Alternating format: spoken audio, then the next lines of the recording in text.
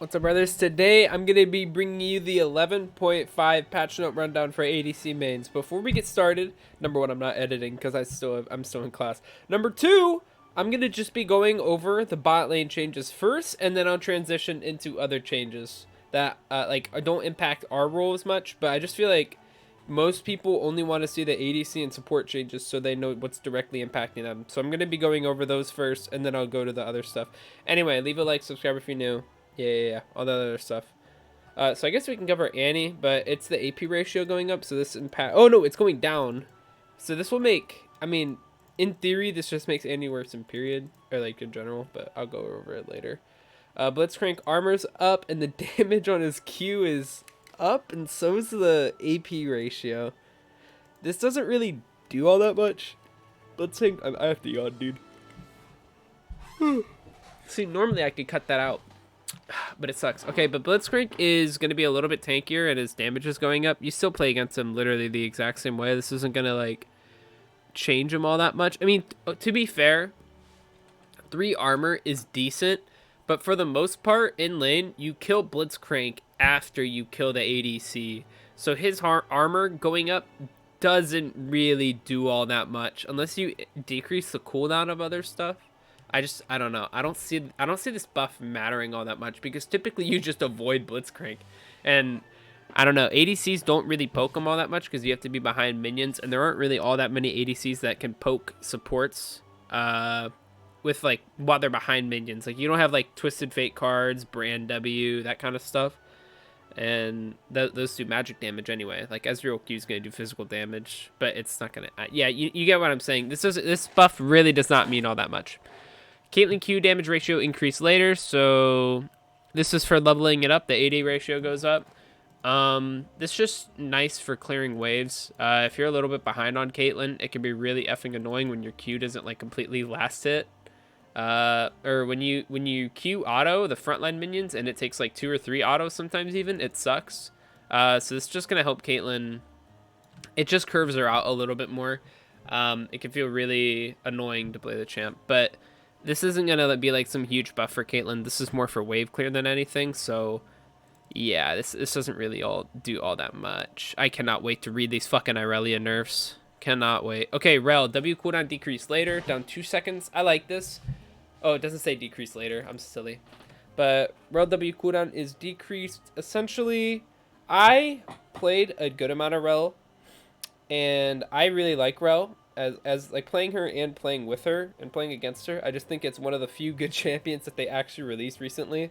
But anyway, the W cooldown going down is really beneficial, and it's actually a really big buff because it can feel pretty annoying to be stuck in armor or stuck in horse when you need to be stuck in the other, and it's like a 13-second cooldown. So this is actually a pretty big buff. Depending on what gets nerfed this patch, I saw Thresh getting nerfed, which also I can't wait for. But depending on what gets nerfed, what gets buffed, what gets played next patch, Rel can actually be a pretty powerful champion. Thresh, here we go. All right, Thresh Flay cooldown. It is just getting increased. It looks like it's just increased. No, it's not 2 seconds across the board. Maybe they want you to be, yeah, they want you to max Flay now or hook. Whatever, dude. They want you to max Flay or they want you to max hook now. I don't know. They're just nerfing Flay. Thank you. This isn't... I'd say this is solid because sometimes he can get 2 off in a bot lane fight if he starts with Flay and then it goes a little bit longer and he has cooldown reduction. Nah. I don't know. It kind of depends on how he curbs with other people, but since the cooldown's going up, it can hurt.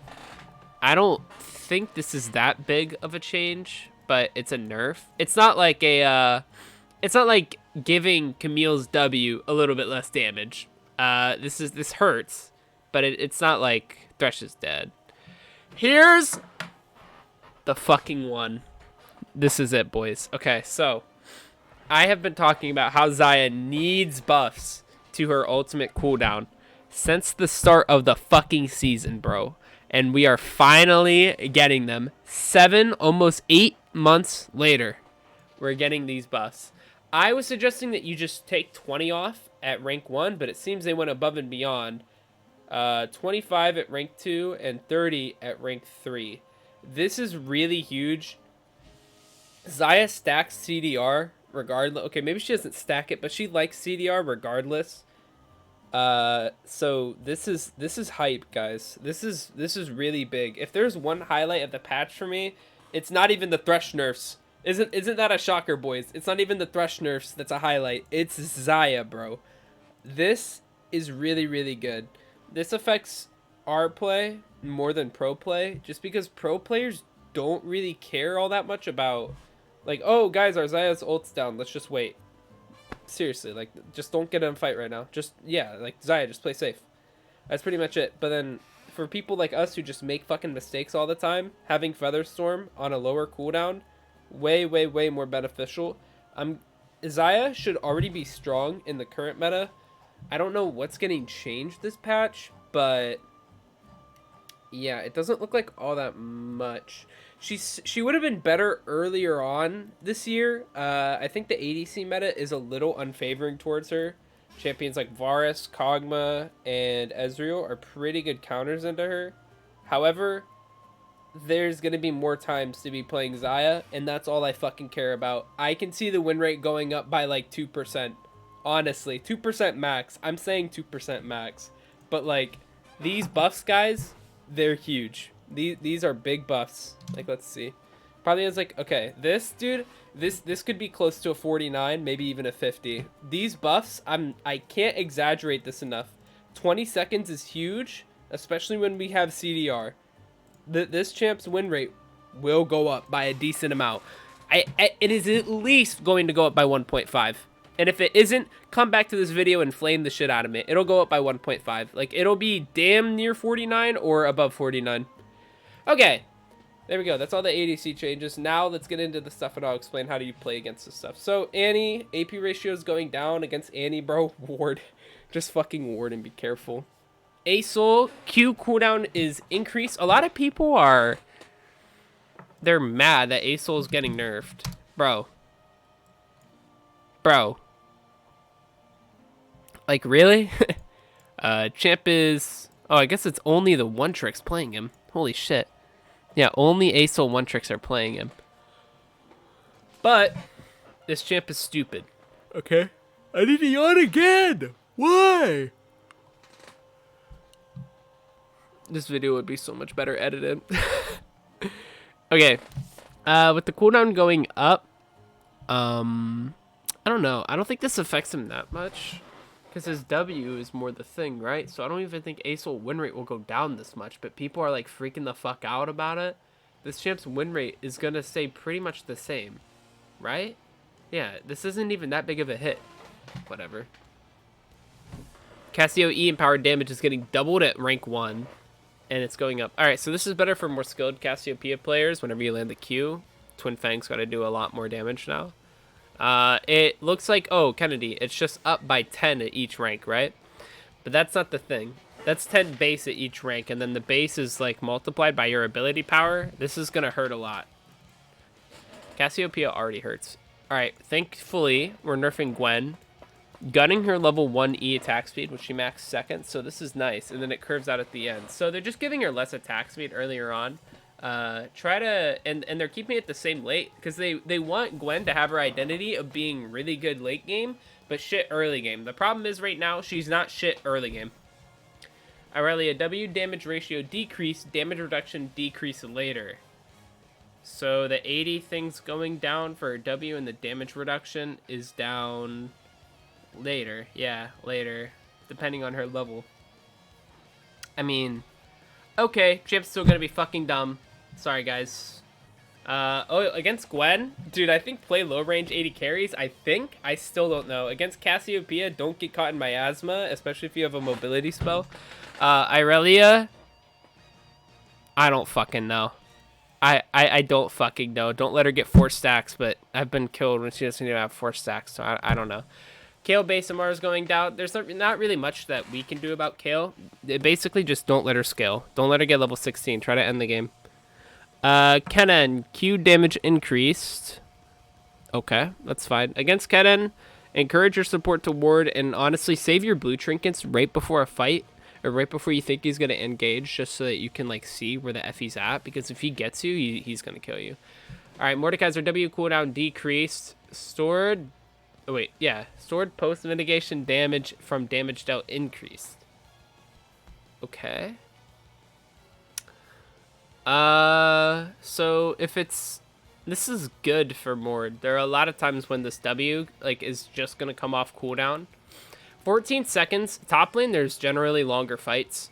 The reason why you see generally longer fights top lane, and you don't see people getting like actually one shot as much, is because mid has a bunch of bursts and assassins, and bot lane has 2 champions. Top lane doesn't have bursts or assassins. The champs up there are kind of tanky most of the time. So the fights are longer, so having the cooldown increase, or decreased rather, sorry, is actually a really big help for Mord. I don't know. I thought Mord was in an okay spot. I don't know why they're buffing him. I thought Mordekaiser was fine. Oh, I guess not. Okay.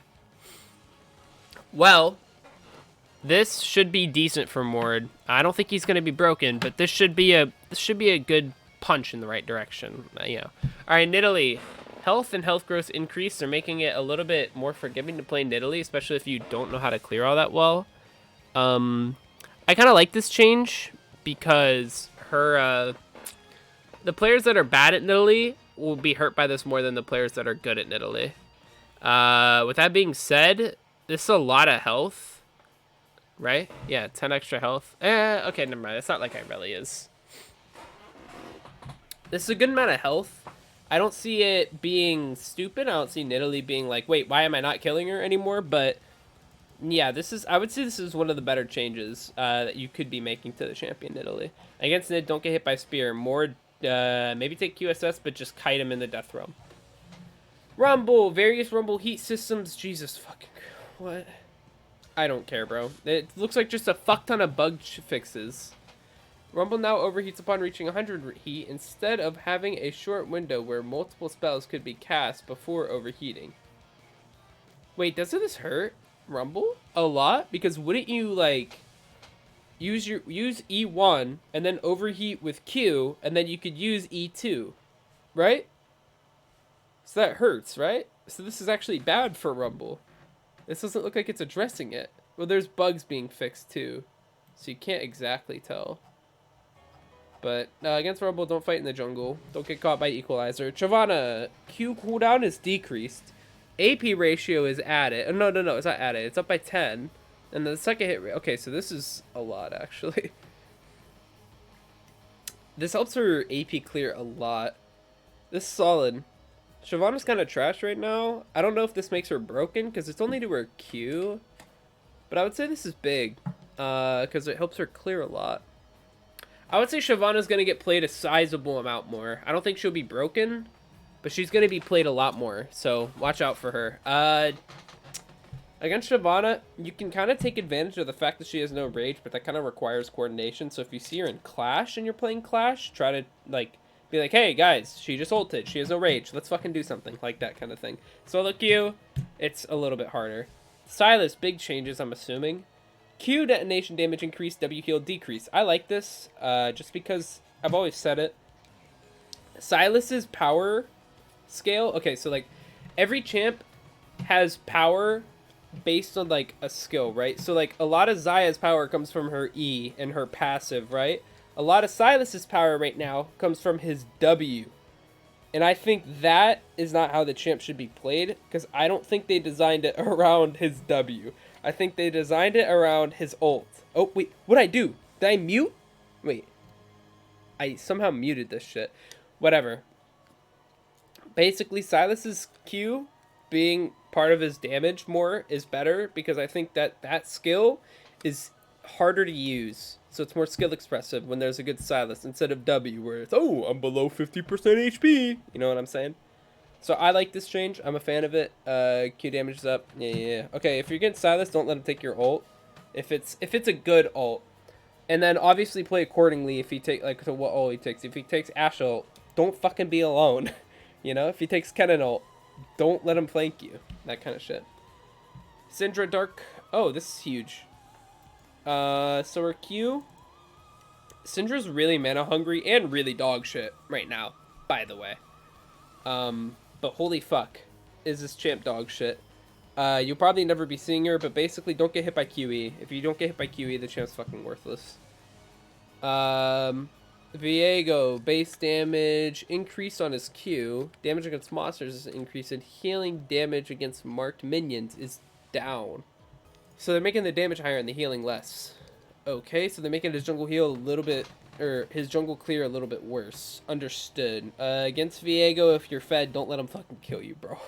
Don't let him kill you. Also, he probably won't be going for you. He'll probably be going for your front line. Focus him when he's regular Viego. He's a lot easier to kill than when he transforms, because most Viegos now are like, hey, we're not supposed to be an assassin. We need to kill like the fucking front line or like the bruiser or someone and then pop off with them and then kill the back line. Champions like Wukong, Olaf, Darius, those are like really good champs that Viego's going to want to kill. So kill Viego before you try to kill like the Wukong, the Darius, because let's be honest, killing Viego is a lot easier than killing Wukong or Darius. Health regen's down, makes Wukong a little bit less safe in lane. Honestly, against Wukong, I don't know what you're supposed to be doing. The champion's just fucking stupid. IMO. I never really thought about this. I don't know what you're supposed to do against Wukong. I'm gonna be so honest. Oh well, dude. I don't know what, like, you ultimate way as Tristana. If you go invis with Vayne Tumble, he'll just hit you anyway. You can't kite him because his cooldowns are too short. He's invisible. You can hit the wrong one. There's too much crowd control. Damn, it just sounds like I hate Wukong. I don't know what you're supposed to do against him, bro. I genuinely don't fucking know.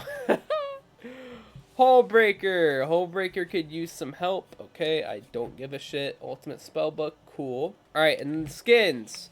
Sentinel Graves has really cool voice lines. I don't really like the skin. Sentinel Pike is okay. Rengar's dope. Misfortune. Yeah.